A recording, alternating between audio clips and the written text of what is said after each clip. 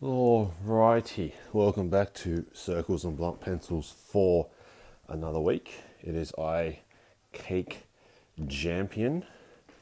Today, I'm going to be recapping Double or Nothing from AEW. Can't believe it's already been a year since the first AEW pay-per-view. That did not let down and disappoint at all. Same can be said for today's ones, actually. Decent show. I'm just going to get the results up here. Very underprepared, as always. I'm going to just start off with the Stadium Stampede match, and holy fuck, what a match. That was just so, so entertaining. The way they used the stadium was so awesome. The inner circle coming out, player by player, with jerseys and numbers, I thought was really great. They sort of had the pads on, team jerseys. The Elite not doing that, but no shock there. But yeah, using the whole stadium. It started off, it was basically 4 against 5. Hangman Page came about 5 minutes into the match, I think, riding a horse, chasing Sammy Guevara, literally out of the stadium. Didn't see much of Hangman Page in this match. Sammy Guevara is just like a death bullet or death magnet. He got run over by a golf cart a few weeks ago on Dynamite, and same thing happened again during this match, and got chased by a horse. Almost died at the very end. So much happened in this match. I thought the Money in the Bank match in WWE headquarters was the best thing I've ever seen. That has changed. It didn't take long. I didn't think it would for AEW to just once again do what WWE does, but better, I guess, is one way I can put it. Each to their own. But yeah, don't get me wrong, I love both, but this Stadium Stampede match was just awesome, and just to have the ring just in the middle of the stadium, which I don't think got used very much. I know Jericho was in there with the Bucks for a bit, and then Santana and Ortiz got in there and did a couple of dives, but that was about it. They all broke off into separate parts of the stadium, each to have their little fights with one another. Hangman even stopped by the bar, typical of him. About 10 minutes later, I think Jake Hager found him and joined him for a drink, which was pretty funny. And then they got into a brawl at the bar. Kenny came in, made the save. Hangman poured him and Kenny a drink, gave Kenny some milk, because Kenny doesn't drink. Matt Jackson giving Sammy Guevara a Northern Light suplex from one end of the stadium to the other, like literally 100 yards, and then got flagged for unsportsmanlike conduct. Jericho threw in the red flag to challenge a call by the referee, and then called her a shitty referee. Jericho putting the coat on his head again, doing the stupid hee laugh that he does. I didn't even know there was a pool at the Jaguar Stadium as well, right up the top. It must have been something to do with the fountain at the Hardy compound. They must have used that water because, Santana and Ortiz were basically drowning Matt Hardy, and then every time he came up as a different version of himself. Ortiz wouldn't want to get in there because, screaming that he can't swim. Just everything about this match was just highly entertaining. It was so good. I don't know, I always get a bit pissed off when I don't see the world title match in the last as the main event. It still sort of gets to me on this one, even though the Stadium Stampede match was good, didn't let down, it was great. One thing I will say about this is it's the Elite versus the Inner Circle, and why wasn't Cody with the Elite? Why was Matt Hardy there? Matt Hardy's only just come in. I spoke about this a few weeks ago. Just getting straight into the basically main event spot, former WWE guy. But Cody's been in the elite, since Ring of Honor, New Japan, Bullet Club days. So that really just shit me. Like, he should be a part of it. He was there at the start when Jericho formed the Inner Circle on Dynamite against Cody and the Elite, which is, Hangman Page, Kenny Omega, and the Young Bucks. But, I'll get to another thing on Cody in a second. But yeah, Stadium Stampede, I'd give it a 11 out of 10 if I could. And I'd only give Money in the Bank 10 out of 10. So that's how highly I rated the Stadium Stampede match, which the Elite won after Kenny Omega gave Sammy Guevara a one-winged angel,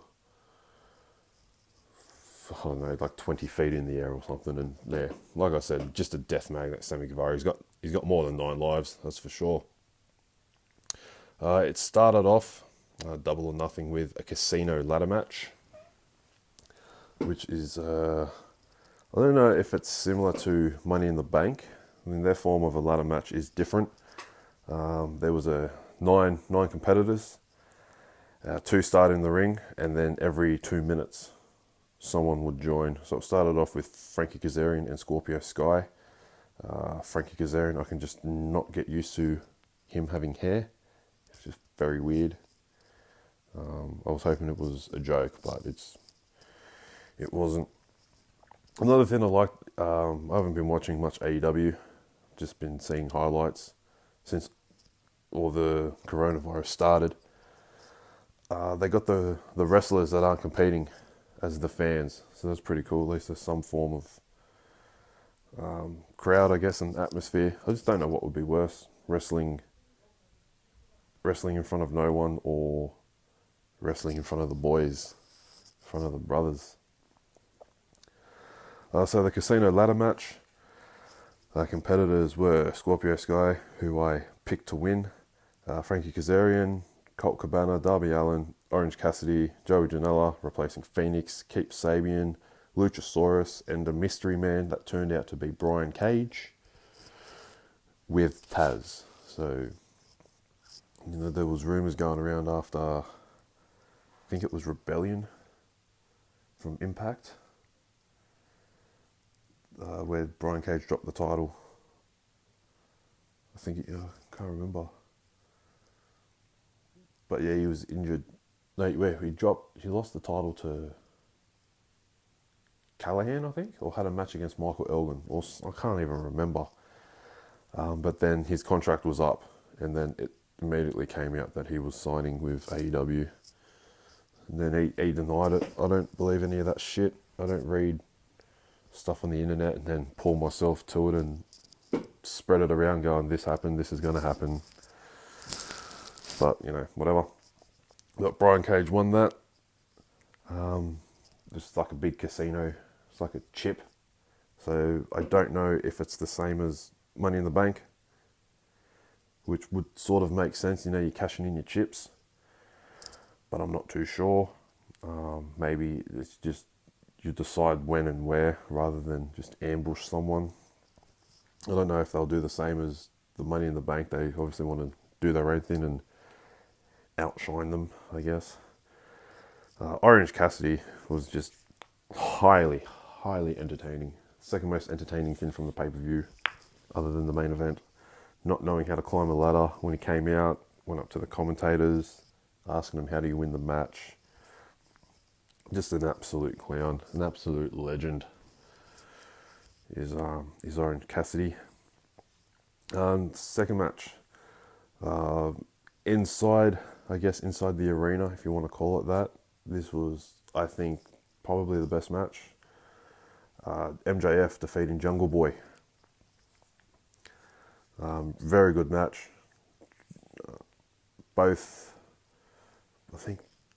Between both men, there's like 10 years experience, and Jungle Boy's 22 and MJF's 24. So this was basically a look into the future of not just AEW, but of wrestling in general.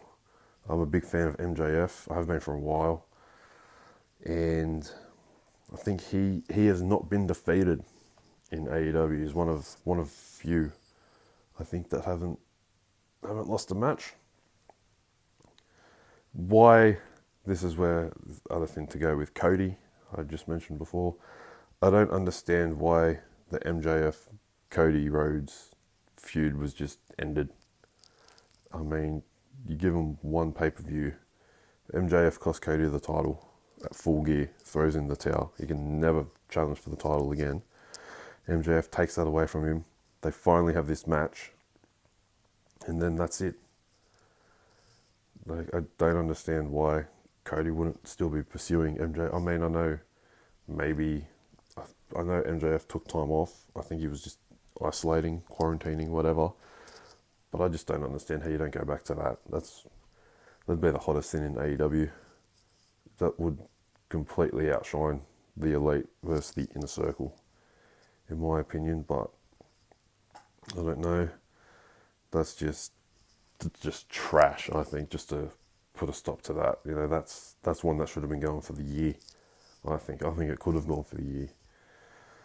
So that's another thing that, you know, I was disappointed in. Not with the pay-per-view, just with AEW in general. I mean, that's the one everyone wants to see. Cody Rhodes versus MJF. Cody Rhodes defeated Lance Archer in the finals of the AEW TNT Championship tournament.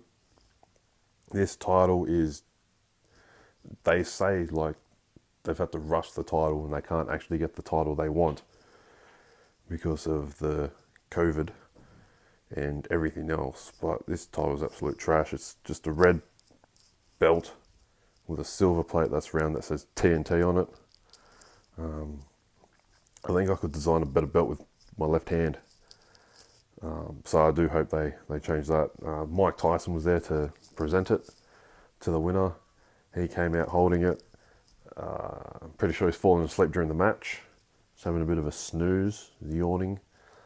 I don't know who he's going for, because I know he enjoyed Lance Archer just chokeslamming some dude before the match started, and then he was cheering everything he did, and then Cody did something and he was cheering him as well. So I don't know what was going on. Playing a bit of a snitch as well. Telling Arn Anderson got involved in the match, which I didn't understand. I mean, Archer had Cody in a hold and he was doing the sort of like what Taker did when he walks the ropes, like old school. He was doing that, and then Jake the Snake Roberts, who was with Lance Archer, got up on the ring apron to get the referee's attention, which helped Arn Anderson get involved in the match, which didn't make sense to me because Jake Roberts, representing Lance Archer, was in control of the match. So it was actually Jake Roberts who, you know, helped Cody, I guess, by having Arn Anderson get involved. But, you know, I want to see Lance Archer versus Jon Moxley again. That's all I want to see. Cody's TNT champion, so he gets a championship because, you know, he can't be world champion because he doesn't want to be that guy, I guess. He just needs to get rid of that tattoo on his neck. That is terrible. It is still terrible. It is not growing on me, and it will not grow on me. Chris Statlander defeated Penelope Ford. She was originally supposed to take on Britt Baker, but she tore her ACL and did all sorts of damage to her knee. The last episode of Dynamite, same thing that happened to Phoenix. So, you know, they lost 2 stars for this pay-per-view. Chris Statlander, I think, is like next in line, I think, for the Women's Championship. Dustin Rhodes defeated Shawn Spears.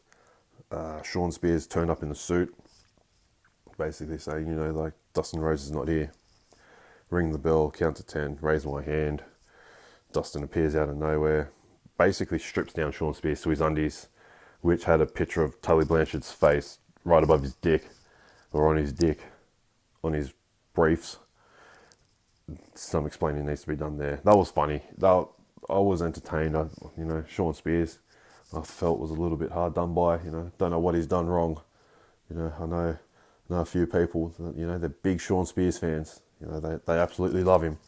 I think they were a bit let down and disappointed in this match as well. I don't think he's done anything.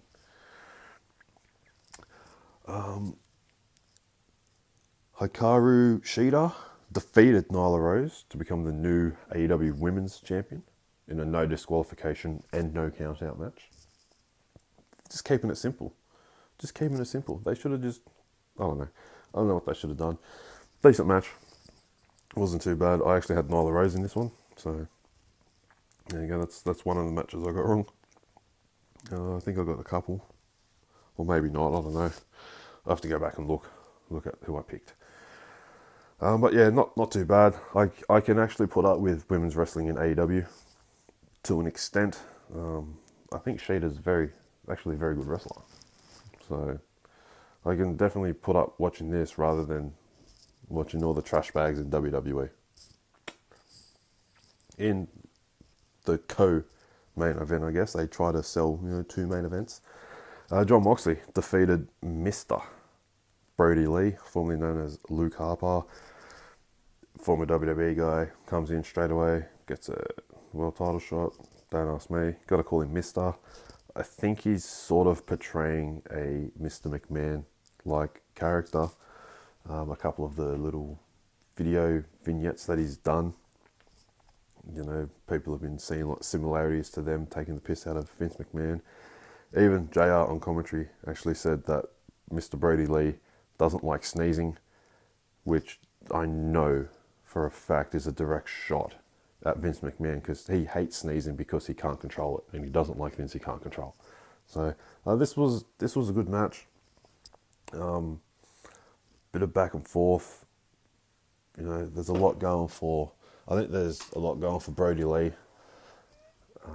right now. Anyway, I mean, there's a few stars that aren't there at all. Obviously, they're stuck in their home country or whatever it is. I hope it's not Brody Lee Moxley again, though I somehow think it might be, because Moxley won by technical submission with a chokehold. So I dare say Brody Lee will find an excuse as to getting a rematch. I can honestly say I've been a bit slack, but I'll probably get back into Dynamite watching this week to week, because watching some of the promos for these, I just feel left out. So I'll go back, catch up again. Done it before, took me 2 weeks. I'll do it again. I only have, I think, 6 or 7 Dynamites to watch, so it'll probably take me 2 days. Yes, because I'm that fucking good. Moxley delivered a paradigm shift DDT through the ramp to the ring, and then they both just crawled out eventually after referees and doctors came and thought they were both dead, and then checked on them, and Brady Lee kicked out of 2 paradigm shifts, but couldn't get up from choke. And then we went to the Stadium Stampede match, which I covered at the very beginning. Just if you go back and just watch anything, go back and watch the Stadium Stampede.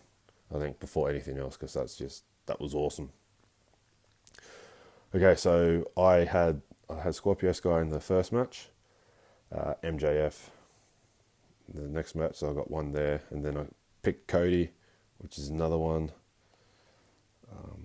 I went Chris Statlander, so I got that one right. I went Sean Spears and Nyla Rose, so I didn't get those 2. But then I went Moxley, and I went the Inner Circle. Another thing I was disappointed by, AEW always has a tendency at their shows to, someone new from WWE or someone old from WWE is coming in. I saw a lot of Sting being mentioned. Sting was going to be there. I didn't buy that for a second, but I was expecting the Revival, FTR, Forever the Revolt. I was expecting them. There was a lot of talk about Gulak being the mystery man for the ladder match. I didn't buy that, because he's got to go back to WWE and be one Gulak for the Gulaxy. There was WWE. I'll get into WWE now, but that was AEW Double or Nothing. Another solid show. It would have been better. Maybe Phoenix in there, Pentagon as well, Park, the Death Triangle, I think they're called, with Excalibur on commentary. Speaking of commentators, Alex Marvez still has a job there. he was interviewing the doctor about Britt Baker, and I just, yeah, I yelled at the TV. I yelled at the TV a lot, actually. It's almost as bad as seeing Jim Cornette.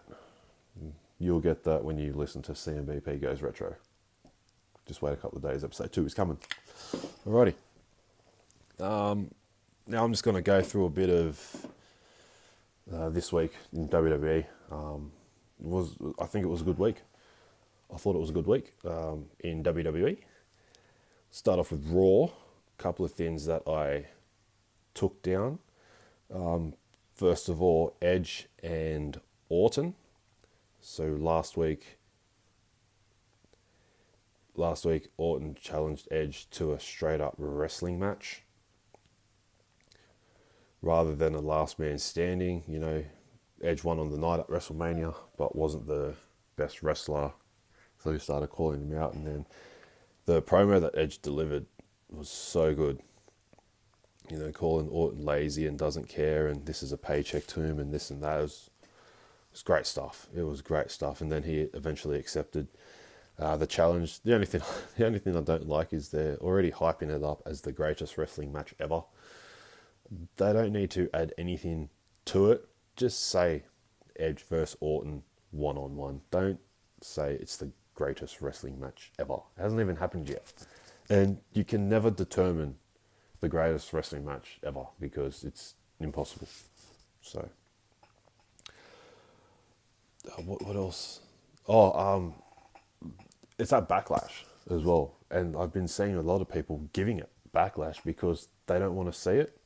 You know, just move on. You know, we saw it at WrestleMania. I'm over it now. I mean, maybe you need to get over it and just sit down and appreciate the fact that this is obviously going to help Edge in the ring. Like I said this a couple of weeks ago. I'm a very knowledgeable man, I find. This is going to help him. You do it at Backlash so you can give him a big match at SummerSlam. You know, what's the harm in that? What's the harm in seeing Edge versus Randy Orton one more time, you know? Maybe Edge wants this. You know, he hasn't had a match yet. And he hasn't. He had a last man standing, quote unquote, match. But that wasn't a wrestling match. That was, you know, because of this pandemic, you know, it just gives you more options. And then you can do 20 minutes and take a break and then, you know, do another 10 minutes and then take a break. And, you know, when they film it all, they chop it all up. It just looks like it's all going at once, you know. Maybe that's how they did it. I don't know. But now this will help Edge get comfortable in the ring again. And then he can have a big match at SummerSlam against who? I don't know. It could be, you know, Orton could win at Backlash. And then, you know, at SummerSlam, they'll go one more time. Who is the better man, you know? Best out of 3. And everyone's going to get pissed off, and I'm going to laugh at you all because I will not complain about watching Randy Orton wrestle Edge.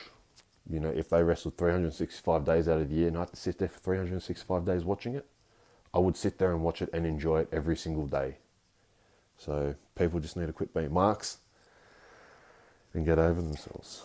That's what I think. That's what I think of you. Alrighty. The Messiah has recruited a new disciple. My man, my guy, from Evolve, Austin Theory, I dare say is a new disciple, a new follower in the Messiah's footsteps, building quite the crew. I was very excited when I saw that. So Austin Theory can get away from the cancerous stable, I think, that Zelina Vega is creating in Andrade and Angel Garza. Nothing against them, I actually like them both. But I want bigger things from a man, Austin Theory. And he's got that in following in the Messiah's footsteps, along with Buddy Murphy. AOP's out, I'm pretty sure again. So, you know, I think Messiah is one recruitment away from just taking over WWE again, taking over Raw. And I can't wait. Next week, the Raw Women's Championship. They're having a number 1 contenders match, which is something that is very rare just in wrestling these days. It's Charlotte Flair against Natalya against Nia Jax. This makes no sense. Oh, but no Shayna Baszler. Oh no, who gives a fuck? Yeah, just odd. I mean, Charlotte Flair's in there. She's the NXT Women's Champion. Stay on NXT and keep ruining that show. Because that's what you're doing. Okay? I don't understand why it's a triple threat. I don't know why you just don't have Nia Jax taking on Natalia one-on-one.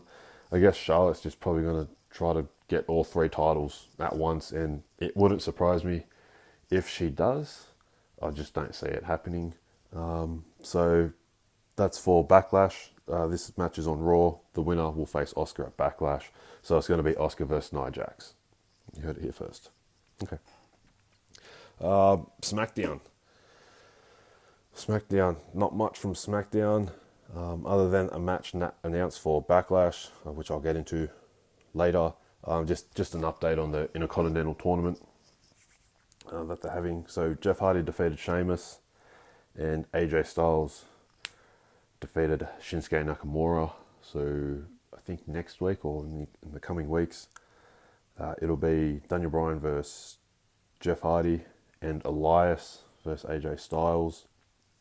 I'm not too sure if the final match will be at Backlash or if it will be on SmackDown, and then hopefully, I hope it is on SmackDown because there's still a couple of weeks till Backlash.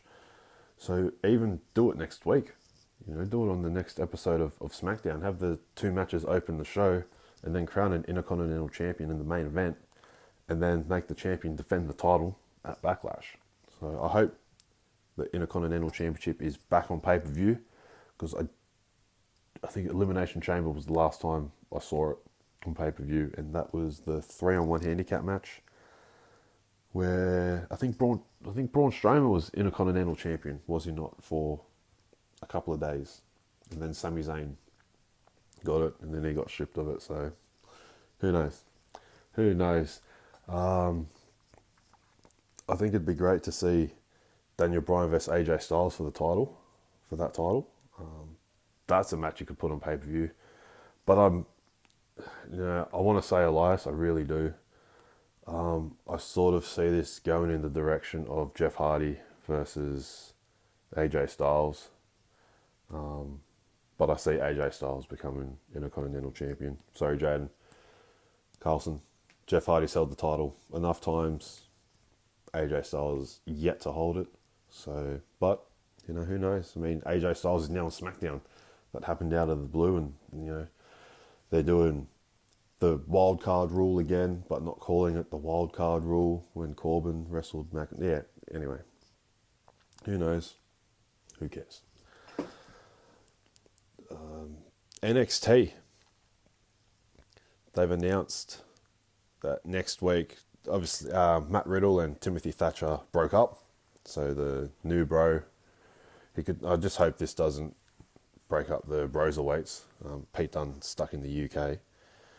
I hope he can come back soon and team up with Riddle so they can become the Broserweights again. I know Imperium are the new NXT Tag Team Champions after Thatcher turned on Riddle. So they're having a cage match next week. But it's a cage fight, I guess. And win is by KO or submission only. And I guess the referee announced for this match is Kurt Angle, who was released about a month ago. So how does that work? Like, how do you release someone, then bring him back as a referee and give him a big part on one of your main shows? I don't know. That's just me. But yeah, anyway. So that's an interesting take. I saw that, I think, this morning or yesterday, whenever it was announced. I don't know. But yeah, I just found that really weird. So that sort of gives me hope about Gulak coming back sooner rather than later. It'd be nice to see Rusev come back as well. Miro. But, well, what have you. I don't know. Something that this is just, for my end, something that I'm constantly lobbying, that I want to see. Bring back the bar. Hashtag bring back the bar. I'm a big fan of Up, Up, Down, Down. Every Friday night I watch Up, Up, Down, Down Uno, which consists of Xavier Woods, Tyler Breeze, Adam Cole, and Cesaro. And Cesaro had a house guest, if you will, make just a brief cameo, special appearance, and it was one Sheamus So that just got my hopes up straight away to bring back the bar. So I thought I'd just throw that in there, and yeah, let's get behind it. Bring back the bar. I think that's about it. I'm just going to go through the upcoming pay-per-views. WWE has a couple of weeks. We got TakeOver in Your House. So far announced, we have Tommaso Ciampa taking on, I think it's Karrion Kross. I just know him as Killer Kross, so I'm going to refer to him as Killer Kross. Kross made his statement on Ciampa, took him out. I think that was one of the first appearances that he made at NXT. The other one was when Gargano beat Ciampa and Kross and Scarlett Bordeaux were in the car. Sorry, Scarlett. Can't use Scarlett Bordeaux. They were in a car driving past. So that's going to be a good match. That's going to be a good matchup. Kross, I'm just going to say it now. It's not going to change. Kross, for me, got to bring him in strong against one of the top guys in NXT. Unfortunately, that guy is now a babyface in Tommaso Ciampa. And Charlotte will be defending her Women's Championship in a triple threat match against Rhea Ripley and Io Shirai. A triple threat. The only reason I can see this being a triple threat is because Rhea Ripley is going to pin Io Shirai to take back her title, and Charlotte's going to go back to Raw, which then could possibly mean Charlotte may win the triple threat match next week on Raw, and then she won't have the NXT Women's Championship, and she'll face Asuka at Backlash. So I'm not too sure. And yeah, so I think that's the only reason it's a triple threat match. Just so they can, save Charlotte, book her strong, as the nerds would say, so she doesn't take a pin, because she's a fuckwit. Backlash, Edge vs Randy Orton, obviously very excited for that. Drew McIntyre defending the WWE Championship against Bobby Lashley, who is now with MVP. This is one I can see going into SummerSlam also. Braun Strowman defending the Universal Championship in a handicap match against The Miz and John Morrison. It's a bit random, but I think that should be a good match, entertaining match. I'm actually looking forward to that, just to see Miz and Morrison. I couldn't give two shits about Strowman. And Asuka defending the Raw Women's Championship against either Charlotte Flair or Nia Jax. Mate, I'm still going Nia Jax. Another match I can see happening would be Seth Rollins versus Rey Mysterio. After what happened last week on Raw, maybe Austin Theory and Buddy Murphy, two singles guys in a tag team, so they'll automatically get a tag team title shot, so maybe them against the Street Profits. Andrade against Apollo Crews for the United States Championship is another one I can see happening. And not too much on SmackDown. I haven't really been paying too much close attention on SmackDown. For NXT in Your House, I can see Johnny Gargano against Keith Lee for the North American Championship. Adam Cole versus Velveteen Dream for the NXT Championship, where Dream will finally win the NXT crown. Adam Cole keeps winning on Uno, so he's got enough wins, so that's all right, Adam Cole. Plus, you got to spend more time at home now that your missus is hurt, so you got to look after her, so you need time off TV. So just give the title to Velveteen Dream. He will show you how to be a NXT champion, and you just watch the ratings for NXT just rise because everyone wants to see it. Plus, Charlotte will be gone as well. She's just dragging it down. Finn Balor against Damian Priest as well would be another one. But I can't see anyone for the tag team for Imperium, so. But that's just me. That's just booking it here, just doing what I can, I guess, thinking on the fly, as we do. Another thing I'm looking forward to, I hope it happens. I'm not too sure. I am lost without it. But New Japan Dominion is supposed to be the day before Backlash. Nothing has been announced. It's still here on the calendar, I guess, but who knows what measures Japan are taking. Obviously, New Japan is different. They're more just events based, not weekly, episodic television based. So I'm feeling very lost without my New Japan Pro Wrestling right now. The the New Japan Cup got cancelled. I think the Junior Tag League got cancelled as well. A few Tiger Hattori's retirement event was cancelled. Just coronavirus, COVID-19, whatever the fuck you want to call it. It's made it personal. It's made it personal. That's how I genuinely feel, and I don't like feeling this way. So, what do you do? I can't think of anything else other than thank you AEW for, putting my faith back into wrestling.